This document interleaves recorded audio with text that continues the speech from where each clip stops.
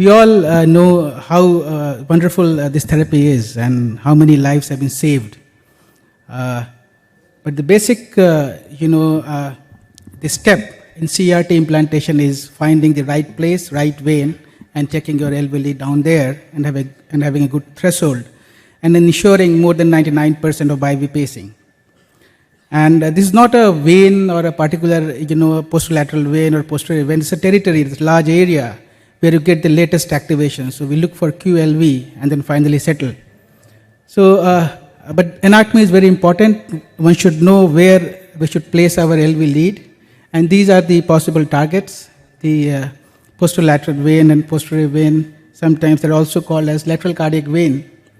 And before we go into LV lead placement tips and tricks, it's very important to have a good puncture. So extrathoracic puncture is must. And many of the operators still go for a cephalic cut down. So when I first did my cephalic cut down CRT in 2010, I was very enthusiastic. So it's possible. And after doing 3 cases, I was really fed up. So it was a huge difficulty I was facing. So it's a safe as compared to all other punctures, but the success implant is only 64%. So it's always good to go for extrathoracic puncture. And then the axis which we are using is very important, whether you're going for left side or right side. You see this patient, I was upgrading from a single chamber pacemaker. Also, you see 2 leads. It was a revised single chamber, and then I was trying to do a CRT in this patient. And the left-sided veins were occluded. And the right, you can appreciate, the right is always tortuous and a sharp bend at the SVC subclavian vein junction. And you can appreciate the difficulty which we all can get. There is a huge angle, and while negotiating it, you might get some dissection, some staining. And you have to choose the right hardwares to negotiate the coronary sinus to right. Now we have some dedicated hardware tools, like this is a multi-purpose right from Medtronic, CPS right from St. Jude, and they have made it little, easy to get the CS cannulation. Sometimes the patient who has maybe a bypass surgery done or AVR, and you see the anatomy is very difficult in these patients. You may encounter that there is no space for a sheath to go in after 2 leads are already there, and you need to dilate the vein and then go for a CRT implantation. So there's always you have to careful in your access when you are reaching out to patients who is having DVR or a valve replacement and a CABG done. Finally, coming to CS cannulation, and it depends basically in which kind of patients you are going for a CRT or CS cannulation. In normal anatomy heart, it's very easy sometimes to get there, but in failing heart, you get a steep angle, and there you have to be a little careful and little ingenious in handling the situation. And there are basically 2 ways to access the CS. One is you can take your quadripolar catheter down, and then you can telescope the sheath over it. And second is you can look for CS os with the amplage with contrast, or sometimes you can directly surf it with a thermo wire. And this way you can go in and then advance the amplage, and over that you can telescope the CS sheath. Many times once you are in the CS with a thermo wire and amplage guiding diagnostic catheter, it is very difficult to negotiate your sheath down. In those situations, you can take a harder wire. Take out the thermo wire, you can take the harder wire through amplage, and then negotiate the CS sheath over that. And then you can make injections. If you have a good backflow, you can make direct injections. But if you don't have a good backflow, better to do a balloon occlusion and do injection. This is really safe, and you can perform and look for the particular veins. While looking for veins, many times you can encounter that you have dissected the coronary sinus. And this should not be a kind of discouraging you in taking forward in the same case. You can go in with hydrophilic wires, and then you can perform your CRT. Many times while surfing for the coronary sinus, you can come across different structures which might confuse you.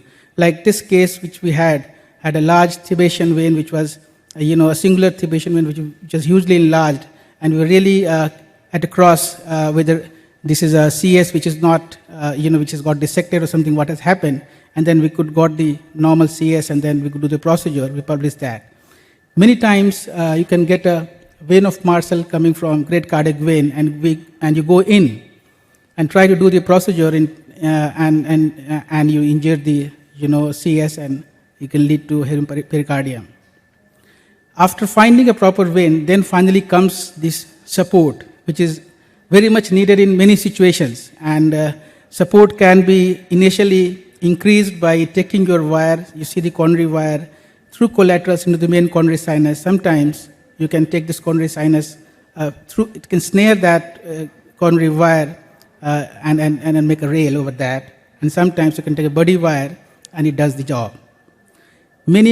Many times you find obstruction in the target veins, and you have to do balloon angioplasties. So all those interventional cardiologists who are going for CRT, it's very easy for them, but this one should know when to use it. There should be a low threshold for doing balloon inflations there, because I've done around 8-10 cases like that, and really it makes your case much easier, and finally do the case.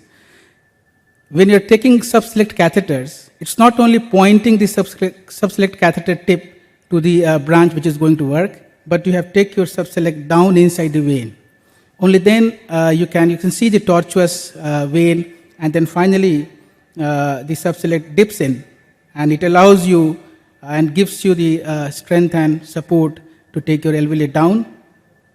Many times you don't get any kind of target, then what you do, and we have published literature on that. We can go for a middle cardiac vein, provided there is a kind of, you can go to a lateral wall from middle cardiac vein and can do the procedure, and there we do RVOT placement of the RV lead, and good separation and a good kind of QRS. This is very interesting.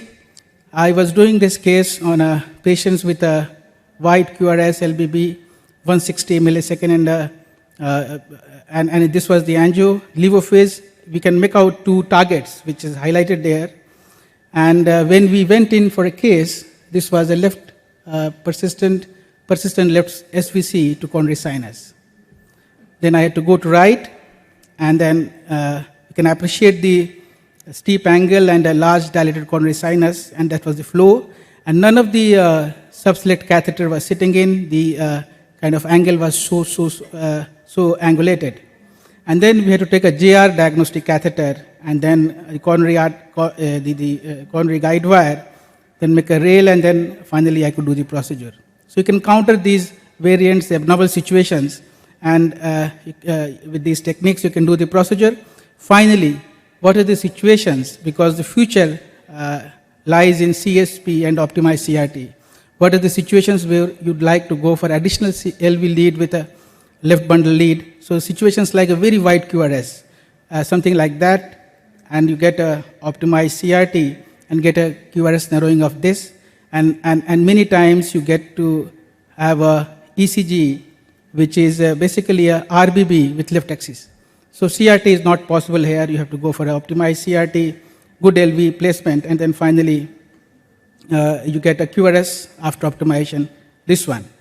So finally, before I finish up, so we must be aware of the complications which can happen there, and why it's not moving. Can you see?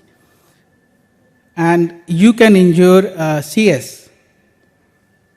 Like this case which happened, and I was called in between when the patient was going in hypotension. We did the pericardiocentesis, and then we placed the LV lead and did the procedure. So things can go wrong, but a small perforation in CS should not deter you in continuing with your case. If you do a good pericardiocentesis, you can jolly well go with the procedure, because these are low pressure chambers, and in most of the situations they are harmful if you can take care of good pericardiocentesis. So thank you so much for the patient hearing.